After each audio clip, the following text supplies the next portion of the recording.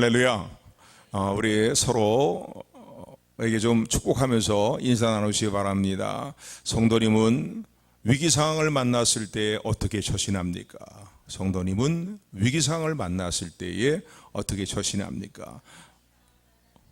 서로 물어보세요. 왜 안 물어보세요? 예. 위기 상황을 만났을 때에 반전시키는 일들을 위해서 어떻게 처신하십니까? 우리가 신앙생활하면서 놓지 말고 끝까지 붙들어야 될 것이 있습니다. 하나님은 성경을 보면 거듭거듭 우리에게 강조하시는 그 말씀이 있습니다. 성경을 읽으면서 무엇보다 중요한 것은 하나님의 마음을 바르게 알아야 됩니다. 하나님께서 우리를 얼마나 사랑하시는지, 예수 그리스도 안에 있는 우리를, 또 창세전부터 택하신 우리를 얼마나 하나님은 사랑하시는지, 성경에 기록된 모든 내용의 말씀들의 핵심은 택한 신 백성을 변함없이 끝까지 살아가시는 하나님의 사랑에 대해서 우리에게 말씀하고 계십니다. 이 사실을 놓치지 말아야 됩니다. 어떤 삶의 상황을 만나든 간에 현재이든 장래이든 높음이든 기쁨이든 어떤 사건, 어떠한 존재, 어떠한 영물이라 할지라도 예수 그리스도 안에서 우리를 사랑하시는 하나님의 사랑을 끊을 수 있는 것은 아무것도 없고, 하나님이 전능하신 능력으로 우리를 사랑하실 뿐만 아니라 신실하신 사랑으로 우리를 끝까지 사랑하신다는 사실을 우리 추호도 양보하지 말고, 여기서 혼선을 빚지 말고 끝까지 붙드는 저 여러분들이 되기를 주님으로 축원을 드립니다. 오늘 이제 본문의 말씀을 보게 되면은 본문 앞장에 있는 11장의 말씀을 보면은 이스라엘 백성들이 얼마나 하나님 앞에 배역한 모습의 삶을 살고 있는가에 대해서 하나님 말씀하시면서 한탄하십니다. 11장 1절에 보게 되면은 이스라엘 백성들을 애굽 땅에서 종살이 하던 그들을 하나님께서 끌어내시고 건져내셨다는 거예요. 그래서 종살이에서 벗어나게 하시고 그들을 이제 애굽에서 불러내었는데, 2절의 말씀 보니까 이스라엘 백성들이 하나님 말씀 그토록 경홀히 여기면서 듣지 않고 하나님 말씀을 무시하면서 배역한 삶의 일들을 오히려 하나님께로부터 뒤로 물러가는, 그래서 스스로 미끄러져 버리는 백슬라이딩이라고 배역을 그렇게 표현하는데, 그런 삶의 모습이 되었다는 거예요. 그래서 선지자가 하나님 그래도 그들을 사랑하시기 때문에 선지자를 쑥 보내면서 계속 그들에게 말씀하시고 그들을 부르셨다는 거예요. 사랑하는 딸아 돌아오너라, 사랑하는 아들아 돌아오너라. 그것은 네가 진정으로 누릴 수 있는 평강의 일이 아니다. 진정한 축복의 일이 아니다. 그런 네 생각대로 네 멋대로 행동하며 세상의 방식을 따라 살아가는 그 모습은 너의 삶의 진정한 평강이 아니다. 너의 삶의 진정한 복이 아니다. 사랑하는 아들아, 사랑하는 돌아오라 라면서 하나님이 세우신 주의 종들을 통해서 수없이 말씀하셨고 수없이 불렀지만은, 얘들은 어떻게 했냐면 하나님이 부르면 부를수록, 부르면 말씀할수록 점점 멀리 하나님부터 멀어지는 삶의 일들을 마치 결심을 행하고 하는 것처럼 그렇게 그런 일들을 행하면서 하나님께로부터 멀어졌다는 거예요. 그래서 7절의 말씀 보면은 내 백성이 결심하고 내게서 물러가나니 그랬어. 하나님께서 부르셔도, 하나님 그렇게 부르셔도 아무도 일어나서 하나님께 돌아오는 사람들이 없었다는 거야. 돌아온 자들이 없었다는 거야. 그토록 완고하고 폐역했다는 것입니다. 그런데 그럼에도 불구하고 하나님은요, 11장 8절부터에 이어지는 말씀 보면 내가 너를 아드마와 스보임같이 어떻게 놓아버리겠느냐, 버리겠느냐, 두겠느냐 이렇게 말씀하십니다. 아드마와 스보임은요, 소돔과 고모라 성이 죄악으로 인해서 유황불에 멸망당할 때에 같이 멸망을 당한 그 인근에 있는 작은 성읍들입니다. 아드마와 스보임이 유황불에 의해서 소돔과 고모라 성과 같이 멸망을 당하는 것처럼 너희를 내버려둘 수가 없다는 거예요. 너희를 버려둘 수 없다는 거예요. 오히려 너희를 생각할 때마다 긍휼히 여기는 마음이 불같이 일어나서 견딜 수가 없느니라고 그렇게 말씀하십니다. 여러분, 이 마음이 하나님의 우리를 향하신 사랑의 마음인 것을 잊지 말고 기억하는 저 여러분들이 되기를 주님으로 축원을 드립니다.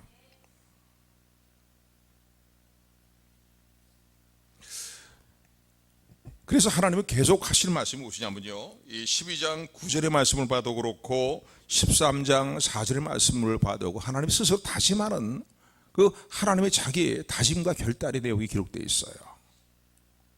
성경은 종종 하나님께서 스스로 우리를 너무나 사랑하시기 때문에, 택하신 백성을 너무너무나 사랑하시기 때문에 저들이 아직 깨닫지 못하고 돌이키지 못하고 스스로 멸망의 일들을 자초하고 스스로 환난의 일을 자초하는 그런 자리를 향해서 나가는 그들을 보면서요, 징벌의 매를 그들을 돌이키기 위해서 징벌의 매를 드시기도 하시고 책망하시기도 하시지만은요, 징벌의 매를 드실 때에도 하나님 마음의 중심에 갖고 계시는 택하신 백성들을 사랑하시는 그 사랑의 마음은 어떤 마음이냐면 자기 결단이라고 볼 수 있어요. 하나님 이렇게 말씀하십니다. 얘들아, 니들이 그렇지만은 그러나 너희를 애굽 땅에서 내가 건져내고 구원해낼 때부터 나는 너의 하나님 여호와니라는 거예요. 나는 너의 하나님 여호와라는 거예요. 하나님에 대한 자기 정체성에 대해서 스스로 다짐하고 결단하는 하나님의 이제 결의에 찬 모습이다라고 말할 수 있습니다. 사랑의 근거한. 한번 따라하시 바랍니다. 나는 너의 하나님 여호와니라. 누구의 하나님이라고요? 나의 하나님이시라는 거예요. 그렇게 얼마나 배역해요. 마치 결심한 것처럼 하나님으로부터 점점 부를수록 더 멀리 가고 막 배역한 그 삶의 모습을 살고 있는 그들을 향해서 정 안 되겠으니까 하나님께서 돌이키시기 위해서 사랑의 매를 대시지만은, 사랑의 매를 대시면서도 하나님이 스스로 다짐하는 건 뭡니까?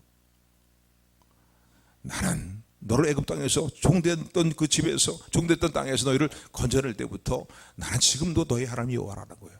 너의 아버지가 되느니라. 너의 하나님이 되느냐. 오늘 이 아침 이 음성을 듣는 저 여러분들이 되기를 주님으로 축원을 드립니다. 아멘.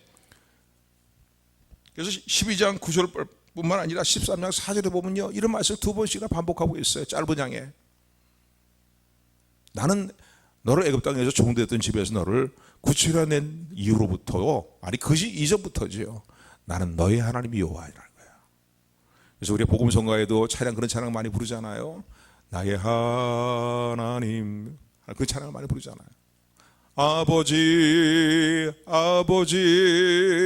축복해 주신 아버지, 나의 하나님 그렇게 찬양하잖아요.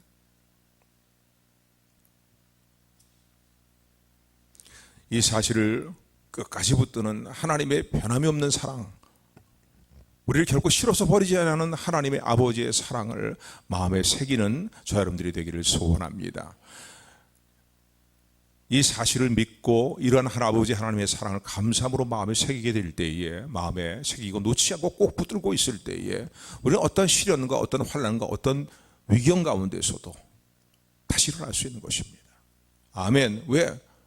세상을 창조하신 전능하신 하나님께서 지금도 나에게 하시는 말씀은 뭐냐면, 내가 너를 싫어서 버렸다라고 말씀하지 아니하시고, 내가 너를 버리지 아니하였고, 내가 너를 사랑하는 그 사랑을 끊을 수 있는 것은 아무것도 없다는 거야.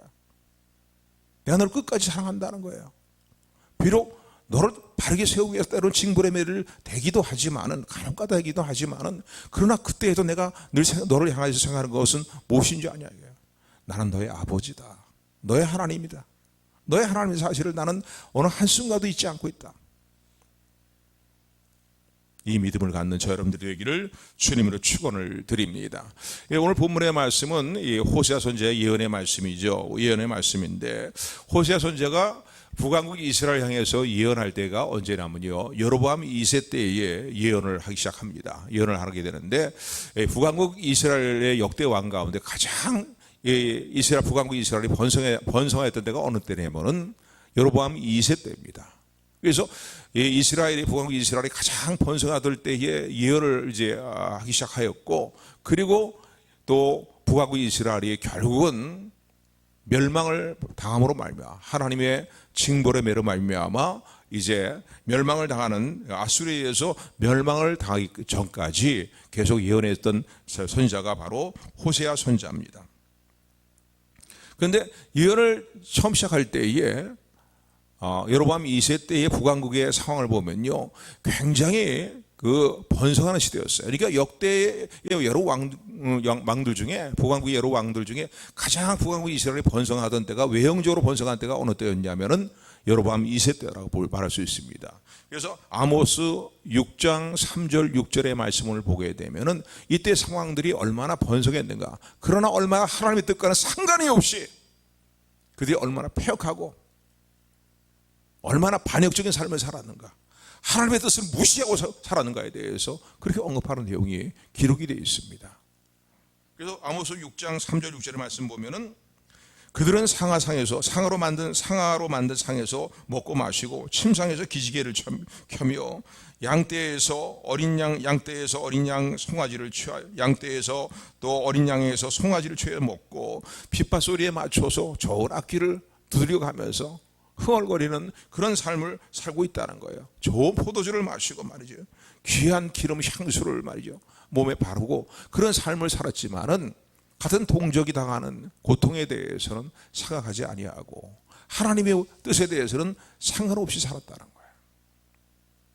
그러니까 가장 번성한 때였지만은요, 이들의 삶의 모습을 보면은 영적으로나 도덕적으로 타락하였고 부패하였고 하나님의 뜻을 경홀히 여기고 하나님이 원하시는 뜻이 무엇인지를 생각하지 아니하고 느낌대로 세상에 흘러가는 가치관대로 젖어서 그렇게 살았다는 거예요. 그래서 이들에게 주어진 결과는 어떤 결과들이 주어지게 됩니까? 결국은 신흥제국으로 일어나는 아수르라는 나라에 의해서 급속히 멸망을 당할 자리로 향해서 나아가게 됩니다. 그래서 이 주전 722년에 북왕국 이스라엘이 아수르에 의해서 멸망을 당하는 거예요. 그러니까 이 아수르의 멸망은 급속히 멸망이 당하는, 그래서 나라가 국군이 막 국력이 쇠퇴해져 가면서 그러면서 이제 전쟁의 어려움을 수없이 치르면서 결국은 급속히 멸망을 향해서 나가는 그런 상황이 되었다라고 말할 수 있습니다. 바로 이러한 때에 하나님께서는요, 이제 곧 멸망이 이르게 될, 그런 아수르에서 멸망이 이르게 될 그 상황을 눈앞에 두고 있는, 얼마나 그럼 어떻게 보니까 영적인 눈을 뜨고 보면 얼마나 불안한 상황입니까? 얼마나 위기 상황입니까? 이런 상황에 놓여 있는 이제 북왕국 이스라엘에 대해서 여전히 정신을 차리지 못하고 깨닫지 못하고 상황을 바르게 파악하지 못하고 있는 그들을 향해서 그래도 하나님 살아가시기 때문에 네가 애굽 땅에서 나올 때부터 나는 너의 하나님이라 이거예요. 회복을 다시 말씀하세요. 비록 징벌의 매를 때린다 할지라도 너를 다시 돌이킬 것이라고 말씀하시면서 명절날에 즐거운 명절날을 너희 집에서 맞이하는 것처럼 그런 일들을 너에게 다시 이루어줄 것이라고 말씀하시는 이런 하나님의 그 말씀을 이제 전하면서 바로 이런 위기 상황들, 나라가 급속히 멸망하게 될 그런 상황에서 어떻게 해야 될 것인가에 대해서 하나님은 호세아 선지자를 통해서 책망하실 뿐만 아니라 그 모든 위기 상황과 절망적인 상황을 반전시킬 수 있는 문제 해결책에 대해서 오늘 본문을 통해서 말씀하고 계신 것을 우리는 살펴볼 수가 있습니다. 우선 아까도 좀 잠깐 말씀드렸지만요, 북왕국 이스라엘이 얼마나 하나님이 주시는 그 복이 외형적인 복이죠. 번성함의 복을, 외형적인 번성의 복을 누리면서도 얼마나 하나님에 대해서 패역한 삶을 살았는가에 대해서, 거짓된 삶을 살았는가에 대해서 하나님은 언급을 하십니다. 오늘 이제 여기 보면은 11장 12절부터 12장 1절까지 말씀 우리 같이 합독합니다. 11장 12절부터 12장 1절 시작. 에브라임은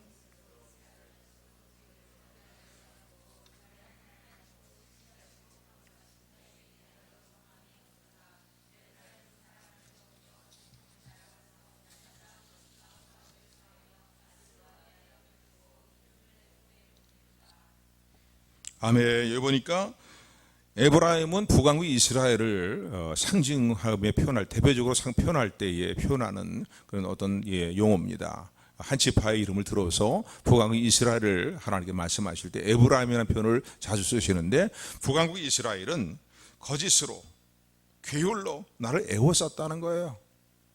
거짓과 괴율이라는 거예요. 괴율은 단어는 뭡니까? 약삭빠른 속임수.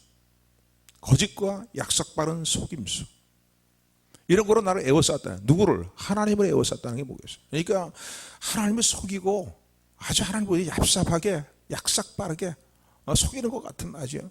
하나님을 안 믿는 게 아니에요. 하나님을 믿는다고 하면서도 이들이 행하는 짓들은 결국은 행위는 하나님 보시기에 거짓되고 하나님들 보시기에 신실하지 못하고 약삭빠르게 행하는 말이죠. 잔꾀를 따라 행하는, 자기 이익을 위해서는 하나님 앞에 잔꾀를 부리면서 속이는 그런 삶의 일들을 서슴지 않는 그런 모습으로 살았다는 거예요. 그러면서 자기보다 힘이 약한 자들은 그냥 짓누르고 학대하고 멸시하고 무시하고 탈취하는, 학대하는 말이죠. 그런 삶을 살았다는 거예요. 여기에 보면은 남하고 유다에 대해서 잠깐 언급하고 있는데, 유다도 마찬가지라는 거죠. 유다도 하나님을 향해서 정함이 없다는 거예요. 오늘 저 여러분들의 믿음이 하나님을 향한 믿음의 심지가 견고하기를 주님으로 축원을 드립니다. 아멘. 정함이 없어요. 하나님께 막 돌이키는 것 같은데 조금 가다 보면 또 다시 원위치 그런 자리에 나와서 안 된다. 그러면서 이들이 이런 죄악된 일들을 행하면서 영적으로 볼 때는 또 어떤 모습이었냐면요, 영적으로 보실 때 어떤 모습을 또 하나님 책망하고 계시냐면은 이들이 추구하는 것이 무엇인가를 다시 한번 언급을 하십니다. 12장 1절에 보면 이들이 양식으로 삼는 것은 바람을 먹으며 라고 표현합니다. 그러면서 동풍을 따라가며 라고 이렇게 하나님은 말씀하십니다. 그러면서 아수르와 계약을 맺고 기름을 애굽 땅에 조곡물로 보낸다는 거야. 뇌물로 보낸다는 거죠. 이 말이 뭡니까? 바람을 먹는다는 무엇이겠어요? 헛되고 무익한 것을 공허한 것을 말이죠, 추구하고 따라간다는 거예요. 진정한 양식이 될 수 없는 것이죠. 바람은 바람 아무리 먹어봐야 배가 부릅니까? 배가 부르잖아요. 시장길을 메꿀 수가 없잖아요. 그런데 이렇게 허황되고 공허한 것을 전적으로 추구하고 따라간다는 거예요. 또 이들이 추구하는 것은 동풍을 따라간다는 거예요. 동풍은요, 어떤 바람이냐면요, 뜨거운 바람입니다. 아라비아 광야에서 일어나는 뜨거운 바람이에요. 근데 이 뜨거운 바람이 그냥 잔잔히 부는 바람이 아니라 말이죠, 무슨 폭풍같이 불어오는 뜨거운 바람인 거예요. 이렇게 한번 훅 하고 불어오면은 말이죠, 모든 것들이 다 말라 비틀어져 버리고 시들어져 버리는, 파괴되고 말이죠. 이런 곳이에요. 그러니까 동풍을 따라간다는 건 그럴싸하게 보여서 따라가지만 결국은 비참한 결과가 찾아온다는 거죠. 동풍을 맞으면 다 말라 비틀어 죽어버리고 무너져 버리고 다 부서져 버리는 거죠 말이에요. 아무리 추구하고 먹어도 배부르지 못하고 공허한 것들 말이죠. 무익한 것들. 이런 영적으로 하나님 보시기에 정말로 배역한 삶의 일들을 그들이 하고 있다는 거예요. 거짓과 얍삽한 속임수와 학대와 말이죠. 허황된 곳에 온 삶의 모든 일들을 걸고 말이지, 그걸 전적으로 추구하면서 그걸 따라가면 거기에 진정한 인생의 삶의 행복과 평안이 있는 줄 알고 말이죠. 그러면서 더 한심스러운 게 뭡니까? 그걸 그렇게 따라 허황된 것을 추구하고 따라가니까 아수라와 계약을 맺는다는 거예요. 결국은 북왕국 이스라엘이 어느 나라에서 멸망을 당합니까? 아까도 말씀드린 것처럼 아수르 나라에서 멸망을 당해요. 그런데 멸망당하기 전에 지금 상황들을 하나님 말씀하시는 거죠. 직전에 그 상황을 말씀하고 계시는 거예요. 아수르가 그래서 어떻게 하는지 화치를 맺어보면서 계약을 해서 어떻게 보면 잘 해보려고 하는, 이게 국가적인 면으로 적용이 되기도 하지만은 개인적인 면으로 볼 때에도 뭔가 사람적인 인간적인 수단과 방법을 통해서 말이지, 그 사람의 기분을 맞춰주고 분위기를 맞춰주고 막 이래 갖고서 어떻게 하든지 문제를 해결해 보려고 하는, 아수르와 계약을 맺는 그런 일을 하고 있다는 거예요. 또 그런가 하면 애굽에 그 북쪽에 강대국이 있다면 아수르고요, 북왕국 이스라엘 남쪽에 있는 강대국이 있다면 애굽입니다. 애굽 나라에 도움을 요청한다는 거예요. 종을 바치면서 기름을 갖다 보내면서 도움을, 인간적인 도움, 인간적인 술수, 사람 비유를 맞추고 사람 기분 맞추는 데만 연연하고 하나님이 더 원하시는 일인데 그 일들은 생각지도 아니하고 말이죠. 인간적인 수단과 방법과 사람의 도움을 구하게 사방을 둘러보면서 말이죠. 그런다는 거예요. 그러니 하나님이 너무 답답하신 거예요. 그래서 하나님께서, 그러나 하나님 버리시는 게 아니죠. 하나님 계속 하나님의 백성들을 끝까지 사랑하시는 하나님이시기에 하나님은 정 안 될 때는 징벌의 매를 통해서라도 그들을 돌이키기를 원하시는 것이 하나님의 뜻입니다. 그래서 다시 그들이 이스라엘 땅에 거하고 장막에 거하고 명절을 즐기는 즐거움을 느끼며 즐거움을 누리는 그 자리에 그들을 세우기를 원하시는 것이, 오늘도 우리 유익을 위해서 하나님은 때로는 징벌에도 드시고 책망도 하시는 하나님의 사실을 감사하는 저 여러분들이 되기를 주님으로 축원을 드립니다. 그래서 하나님께서 이런 모습을 보면서요, 2절에 보면은요, 12장 2절에 보면은 저들을 이제 보응하시고 행한 대로 보응하시고 징벌하실 것을 말씀하고 계십니다. 2절 말씀이에요. 2절 같이 합독합니다. 시작.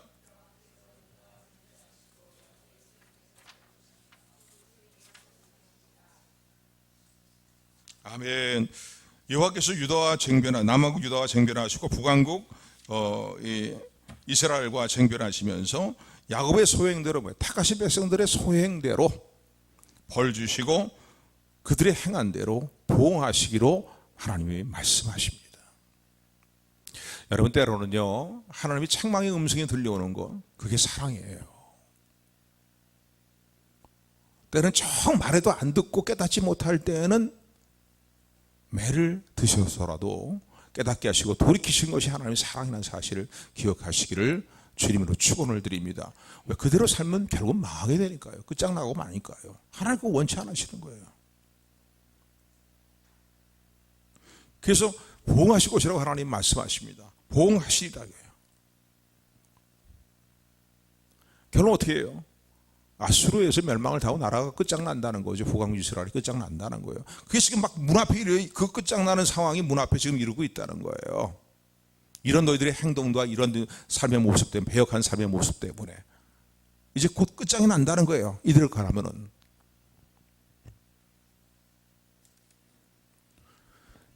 절대적인 위기 상황이고요, 절망적인 상황이라고 볼 수 있습니다. 그런데 참 문제는요, 호세아 선지자는 영적으로 깨어있는 사람이니까 이 위기 상황을 깨닫고 느끼고 있지만은 아직도 이스라엘 백성은 깨닫지 못하고 있는 거예요. 여러분, 어떤 삶의 문제를 만나게 될 때에 그 문제의 모든 정황을 정확하게 파악할 수 있는 눈을 열어달라고 기도하시는 우리 모두가 되기를 주님의 축원을 드립니다. 위기 상황인데도 위기 상황인지 모르는 거 말이죠. 절망적인 상황인데 절망적인 걸 모르고, 그러면 어떻게 하나님께 기도할 수 힘을 얻겠어요? 힘을 못 얻지요. 그래서 그걸 이제 하나님의 징벌의 배가 임한다는 겁니다. 임한다는 거예요. 그런데 전혀 소망이 없는 것이라고 하나님은 없는 것이 아니라고 말씀하십니다. 너희들이 처해 있는 저희 위기 상황을 반절시킬 수 있는 해결책이 있다고 하나님 말씀하시는 거예요. 한번 따라하시 바라면, 소망이 있느니라. 반전시킬 수 있는 해결책이 있느니라. 그 말씀이 오늘 3절부터 4절까지의 말씀이에요. 야곱의 생애에서 야곱이 행했던 야곱의 생애 가운데 어떻게 보면 하나님 보시기에 중요한 두 가지 사건을 오늘 본문에서 3절, 4절에서 언급을 하고 계십니다. 그리고 이것을 너의 교훈으로 삼고 모든 위기 상황과 절망적인 상황을 반전시킬 수 있는 해결책으로 삼아라, 방법으로 삼아라고 말씀하시는 내용이 오늘 3절, 4절의 말씀입니다. 그래서 하나님은 야곱의 생애에 일어났던 중요한 두 가지 사건을 언급하고 계세요. 우리 3절, 4절 말씀 우리 같이 합독합니다. 시작.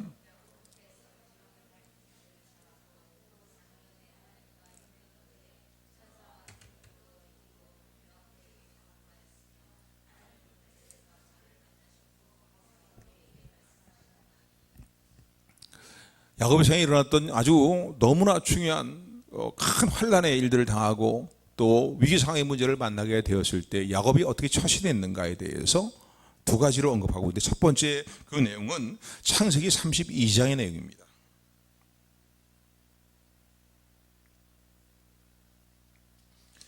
이 창세기 32장의 내용은 어떤 내용이냐면요, 야곱이 바단 아람 지역 외삼집 집으로 멀리 도망가서 거기서 오랜 시간 그곳에 이제 거주하다가 더 이상 가족도 번성하고 양떼도 번성하고 그래서 외삼촌 라반과의 사이가 안 좋아졌습니다.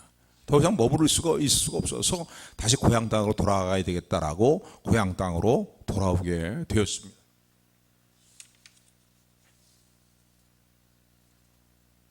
그래서 야복 강가에 이르게 되었는데요. 들려오는 소식을 들어보니까요, 형 에서가 지난날 야곱이 형 에서를 속이고 장자의 명분을 자기 것으로 삼은, 속여서 빼앗은 것에 대해서 이제 에서가 칼을 갈고 말이죠. 어떡하니 그거 보복하기 위해서 야곱에게 보복하려고 했기 때문에, 그래서 외삼촌 집으로 멀리 먼 땅으로 바다 마른 지역으로 도주를 한 것이거든요.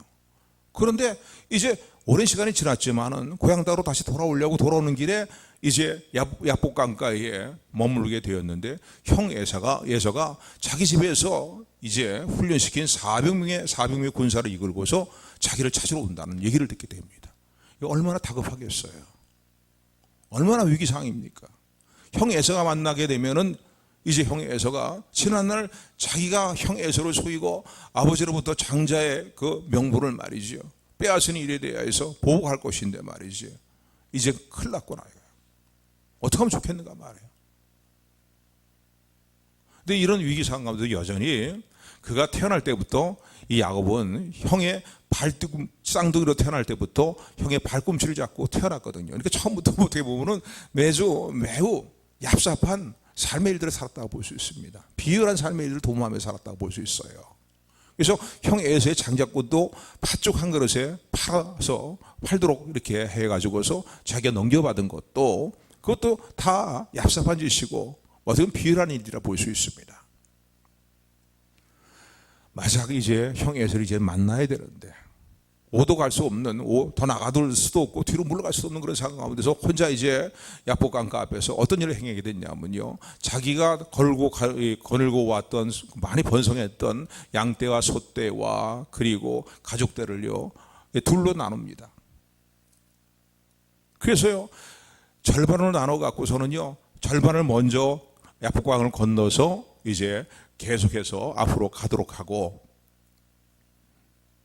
고향 땅으로 가게 하고, 또 다른 이제 남아져 있는 이 가족들은 말이죠, 그 후에 보내고, 그래서 한쪽을 치면 한쪽이 다 도망할 수 있도록, 인간적인 잔꾀죠. 인간적인 방법이고 술수는 거예요. 그런 일을 도모합니다. 그러면서 또 양떼들과 육축개떼를 이제 먼저 보내갖고서는요, 이 형 에서가 이게 뭐냐 그러면은 당신의 동생 야곱이 당신에게 드린 선물입니다. 그래서 뇌물을 갖다 바치는 것 같이 말이죠.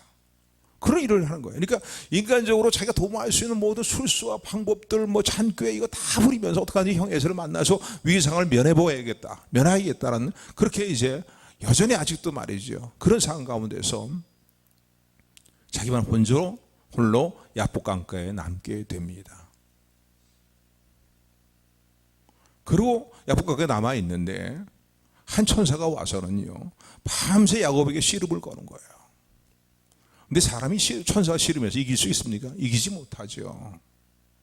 밤새 씨름을 하는데 계속 끈질기게 야곱이 들러붙으니까 말이죠, 천사가 야곱의 환도뼈를 칩니다. 더 이상 씨름을 할 수 없는 상황이에요.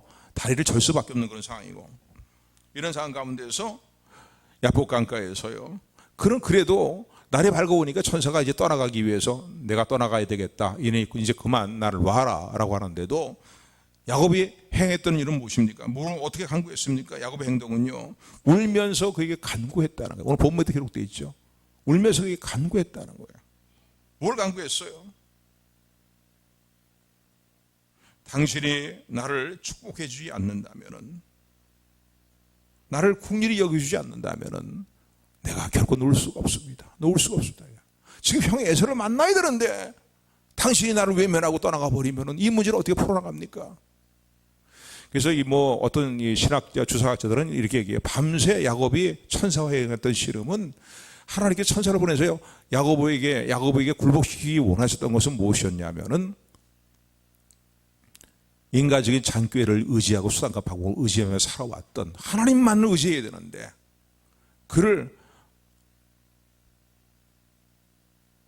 그러한 마음가짐을, 그런 어떤 수법을, 야비한 수법들을 버리고 하나님만 전적으로 의지하는 믿음의 사람으로 세우기를 원했던 것입니다. 그런데 결국은 이제는 하나님 한 분밖에 의지할 분이 없습니다 말이지. 이대로 떠나가신다면 어떻게 형의 에서를 만난다. 이제 더 이상 어떻게 해요? 자기 찾기도 더 이게 뜻대로 일하란 말입니다. 놓을 수 없습니다. 하나님이 외면하시면 나는 더 이상 어떻게 할 수 없습니다. 여러분 한번 이때 야복강가에서 야곱의 심정을 한번 생각해 보십시오. 얼마나 절박했을까? 얼마나 절박했을까?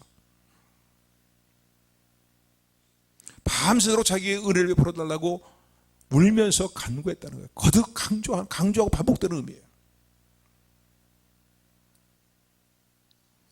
그때 하나님께서 그 천사를 통해서 야곱에게 어떻게 응답하십니까? 내 이름을 야곱이라 하지 말아라. 형의 뒤꿈치를 잡고 나 태어난 존재라고 생각하지 말고 그런 이름을 쓰지 말고 네가 하나님과 겨루어 이겼다고 표현하는 그 의미를 갖고 있는 이스라엘이라는 이름을 네 이름으로 하라. 그렇게 말씀하십니다. 아멘. 하나님은요 이 이스라엘의 믿음을 갖기를 원하십니다. 우리가요 인간의 장기의 수단을 통해서 자기 뜻을 이루어가는 삶이 아니라 오직 나의 진정한 도움과 나의 진정한 승리와 나의 진정한 평안은 오직 하나님께 있습니다라고. 내 어떤 인간의 수단과 방법을 다 내려놓고 하나님만을 붙들고 매달리게 될 때에 하나님 오히려 이렇게 말씀하셔요. 그 씨름에서 이긴 사람은 천사, 이긴 존재는 천사인데 네가 하나님과 겨루어 이겼다는 거예요. 아멘. 아멘. 그래서 응답을 하시잖아요. 그죠? 그 응답을 하시고 형 에서의 마음을 바꾸어 주십니다. 크게 소리 치풀어가고 군사를 막 이끌고서 이놈 녀석 만나기만 해봐라. 내가 그냥 살려두지, 뼈 하나 추지지 못하도록 그냥 살려두지 않겠단 말이죠. 막 이런 마음으로 왔던 에서가 마음이 확 바뀐 거예요. 형 에서가 야곱의 얼굴을 보니까요. 여러분 사람의 마음을 바꾸시는 것도요. 하나님의 역사라는 사실을 기억하시기를 주님을 축원합니다. 축원합니다. 성경이 증거하고 있잖아요. 성경이 말씀하고 있잖아요. 조이스 볼드윈이라는 분이 있어요. 신학교 교수인 이분은 교수의 삶을 살고 있는 이분은 이런 얘기를 합니다. 모든 상황들이 위상에 처해 있거나 절망적인 상황에 처해 있을 때에 밤을 새가며 기도하는 그 밤은 결코 무거운 짐이 아니라 생명을 구하는 생명선이다. 이런 말을 했어요. 본문을 주석하면서 그분이 이렇게 주석한 거예요. 오직 하나님만을 매달리며 하나님께만 매달리면서 모든 문제를 맡기면서 정말 하나님 외에는 해결자가 없다는 사실을 정말 마음에 철감하면서 간절히 밤을 새가면서 울며 매달리는 그 밤은 무겁고 괴로운 시간들이 아니, 무거운 짐을 가득 지고 짓눌리는 시간들이 아니라 오히려 생명을 구하는 생명선을 붙드는 것이다. 아멘. 그래서 본문을 그렇게 주석을 합니다. 울면서 간구했다는 표현을 그렇게 주석을 합니다. 두 번째 사건은요, 창세기 34장, 35장, 특별히 35장의 내용이라고 볼 수 있겠는데, 이 야곱의 생에 또 하나 중요한 사건은 뭐냐면요, 그래서 형 에서를 만나고 형과 이제 화해를 이루고 그리고서는 계속 이제 고향 땅을 향해 나아가는데 세겜이라는 지역이 이르게 되었습니다. 이 세겜의 지역은 이 세겜 하몰의 아들 세겜이 추장으로 있는 그 지역이고 이방인 지역이라고 볼 수 있죠. 그런데 그 당시 상당히 문화가 발전하고 번성했던 성읍이었던 모양이에요. 그래서 잠시 여정을 가면서 잠시 쉬어서 가려고 머무르는 곳이면 괜찮을 텐데 그런 마음이 그럴 양으로 머물렀겠죠. 그런데 너무 그 상황이 생적인 삶을 살아볼 때 사는 모습을 볼 때 너무나 편리하고 너무나 좋으니까요. 그 땅에서 떠날 생각을 하지 않는 거예요. 1년, 2년, 3년, 5년, 10년이 흘러갔습니다. 여러분 우리가 마땅히 있어야 될 영적인 자리에 있지 아니할 때에 하나님이 때로는 책망의 말씀으로 우리를 깨닫게 하시는 일로 역사하시기도 한다는 사실을 기억하시기를 주님을 축원을 드립니다. 계속 떠날 생각하지 않아요. 그가 외삼촌 바다 아람 외삼촌이 있는 라반이 있는 바다 아람 지역으로 도주할 때에 광야에서 돌베개를 베고 쓰러져 지쳐 잠들었을 때 하나님이 그에게 찾아오셨을 때에 그리고 네가 어디를 가든지 내가 너와 함께 할 것이고 너를 다시 이끌어서 이 땅으로 다시 돌아오게 할 것이라고 말씀하신 하나님의 약속의 말씀을 들을 때 그가 그 베들 지역이죠. 베들 지역에 돌단을 쌓고요. 그리고 하나님께 그렇게 약속을 합니다. 하나님, 나의 앞으로 가는 모든 인생의 길에 있어서 주님 지켜주시고 다시 말씀하신 대로 이 땅에 무사히 돌아오게 하신다면은 내가 쌓은 이 단은 하나님의 제단이 될 것입니다. 그리고 나는 또 하나님께 내 소득의 10분의 1을 드리겠습니다 라고 그렇게 소원합니다. 이게 소원이죠. 소원하고 하나님께 제단을 쌓은 지역이 베델 지역이거든요. 그런데 고향 땅으로 다시 무사히 돌아오게 하셨는데 여전히 세겜 지역에 머물러 있으니까요. 하나님 오래 참으셨잖아요. 이게 하나님이 깨닫게 하시도록 하시기 위해서 허락하신 일이 뭐냐면 외동딸 디나가 있는데 그 세겜 성읍을 이렇게 이제 구경하러 나갔다가요. 하몰의 아들 세겜 추장의 눈에 들게 되었습니다. 그랬고 이 세겜 추장이요. 이 디나를 막 끌어가갖고서 강제로 추행을 하고 맙니다. 나중에 이 사실을 알고 그러고 나서 이제 디나에 대해서 사랑하는 마음이 들어갔고서 자신의 아내로 달라고 요청을 하게 됩니다. 그런데 오빠들이 길길 날뛰는 거죠. 어떻게 그냥 우리 동생을 이렇게 하나밖에 없는 동생을 욕을 보였냐 말이죠. 그래갖고서는요. 그래도 계속 세겜이 자신의 아내로 디나를 달라고 요청을 하게 되니까 한 가지 잔꾀를 부려갖고 이제 제안을 합니다. 우리는 다 할례 받은 백성들인데 할례 받지 않은 당신 이방인인 당신들과는 혼례를 치를 수 없다. 그러니 동생을 너에게 줄 테니 너희 모든 세겜 족속들은 다 할례를 받아라.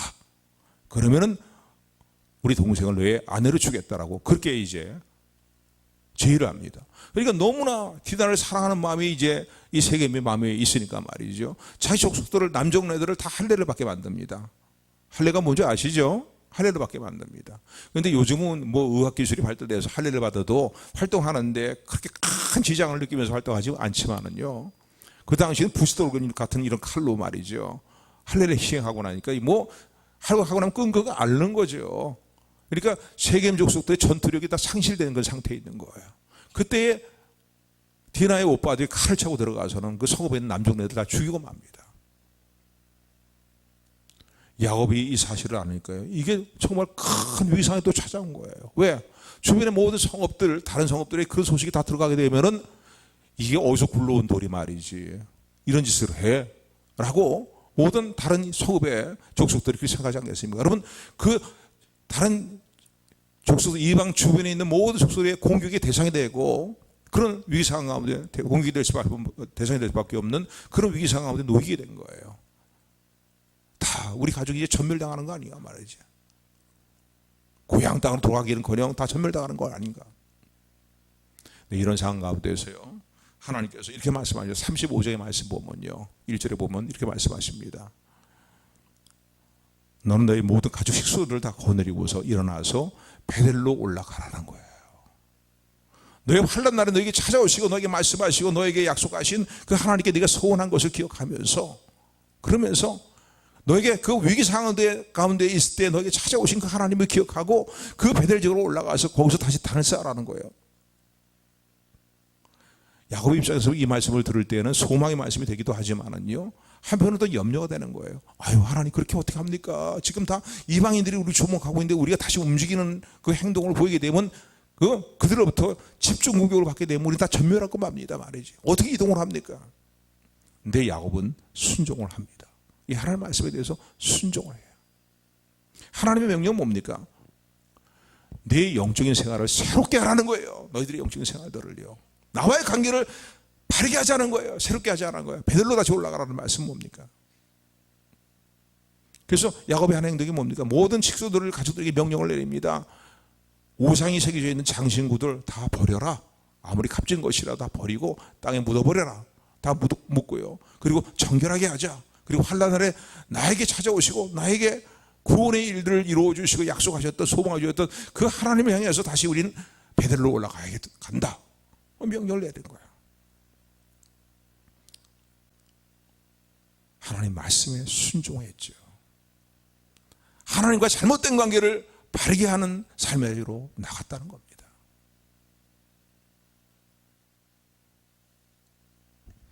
결과는 우리는 너무나 잘 알고 있습니다. 배들지게 올라가게 됐을 때, 올라갈 때까지도 하나님은 주변의 모든 이방 민족들에게 두려움을 느끼게 만들고 야곱의 가문 족속들에게 손을 대지 못하게 하나님이 역사하셨고, 그리고 배들지게 올라가게 되었을 때 하나님 다시 찾아오셨습니다. 지난날 찾았던 하나님이 다시 찾아오셔서 그에게 소망의 메시지를 주시면서 아브라함 때부터 주셨던 약속이 너를 통해서 이루어질 것이라고 그렇게 말씀하십니다. 그게 다시 너는 이스라엘이라 해라, 야곱이 아니라, 그렇게 말씀하십니다. 이 두 사건의 공통적인 특징이 무엇입니까?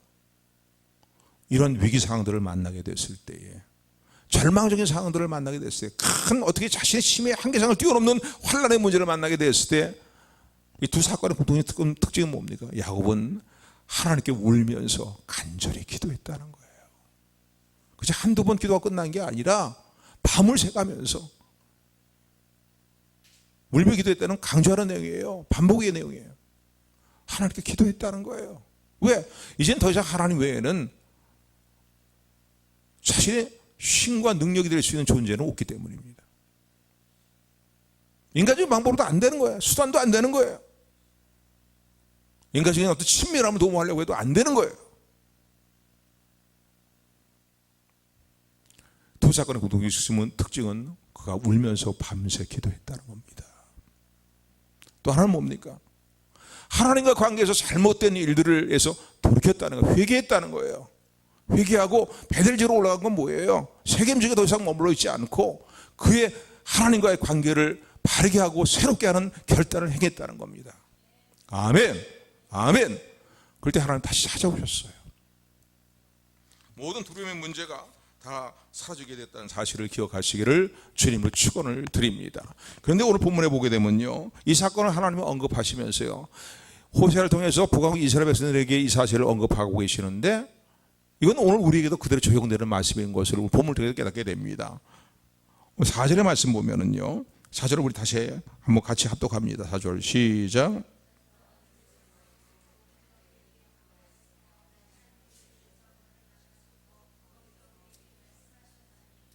아멘. 여기 보니까 거기서 우리에게 말씀하셨다는 거예요. 이 두 가지 사건이 일어난 그 상황에서 오늘날 우리에게도 말씀하셨다는 거예요. 그때 그 당시 야곱의 뿐만 아니라 북왕국 이스라엘 백성들도 말씀하셨고 오늘도 우리에게 말씀하셨다고 이렇게 표현하고 있어요. 이 말씀은 뭡니까? 오늘 이 하나님의 말씀은 우리에게도 그대로 적용이 된다는 사실을 기억하시기를 주님의 이름으로 축원을 드립니다.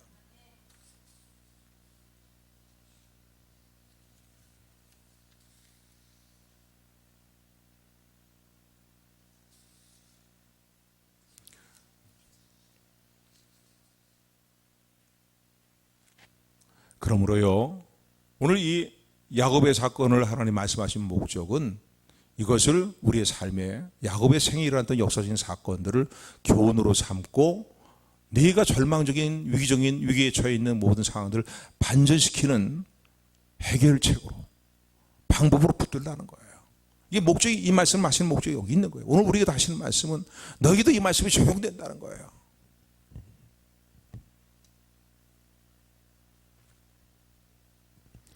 묻습니다. 사랑하는 성도님, 오늘 내가 처해 있는 삶이 위기 상황은 아닙니까? 내 힘은 어떻게 할 수 없는 절망적인 상황은 아닙니까? 그런 문제를 안고 있지는 않습니다. 그러나 절망만 하고 있지 말고 하나님께서 우리에게 말씀하신 소망의 말씀을 듣는 저 여러분들이 되기를 소원합니다. 아직 기회가 있다 이거예요. 반전시킬 수 있는 방법이 있다고 말씀하시는 주의 음성을 듣는 저 여러분들이 되기를 주의 이름으로 축원을 드립니다. 그것은 무엇입니까? 너도 야곱처럼 하나님께 나와서 너희 인생의 그 위기상황의 문제를 가지고 하나님께 맡기고 간절하게 기도하라는 거예요. 울면서 간구하라는 거예요. 회개하면서 기도하라는 거예요. 삶을 돌이켜서 하나님과 관계를 바르게 하면서 지난날 소원했던 거, 저와 여러분들이요, 신앙생활하면서 한두 번씩 소원은 다 했을 것입니다. 그 소원의 내용이 어떤 거, 특별한 내용이 생각나지 않다 할지라도요, 그 소원의 내용 한마디로 표현하면 이런 겁니다. 이제는 하나님 모시고 바르게 살겠습니다. 더 온전한 믿음으로 살겠습니다. 또 하나님 기뻐하시는 믿음으로 살겠습니다. 이게 소원이 알게 모르게 우리가 다 행했던 삶의 소원들이에요. 누구나 다 있어요, 이런 건요. 그 자리로 나가라는 겁니다, 결단하고서. 회개하며 울며 기도하며 그 자리로 향해 나가라는 거예요. 그럼 하나님께서 문제를 돌아봐 주겠다고 말씀하시는 주의 음성을 듣는 저 여러분들이 되기를 주님으로 축원을 드립니다. 그래서 오늘 이 말씀을요, 하나님 제시하시는 방법이에요, 여러분요. 해결책이에요. 우리 이거 뻔히 다 알고 있는 얘기, 늘 의례적으로 늘 하는 얘기들 우리가 늘 상투적으로 우리가 말씀하시는 그런 말씀을 듣는 내용이에요.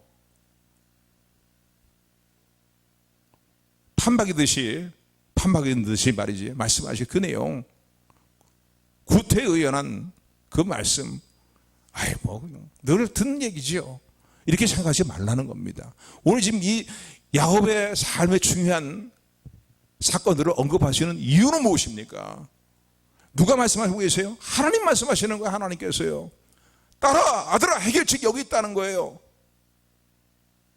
이걸 결코 소홀히 여기거나 상투적으로 이야기로 넘기지 말라는 겁니다. 하찮은 일로 여기지 말라는 거예요. 여기에 모든 삶의 일들을 반전시키는 해결책이 있다고 말씀하시는 주의 음성을 아멘의 심령으로 붙드는 우리 모두가 되기를 주님으로 축원합니다. 축원합니다. 은혜야.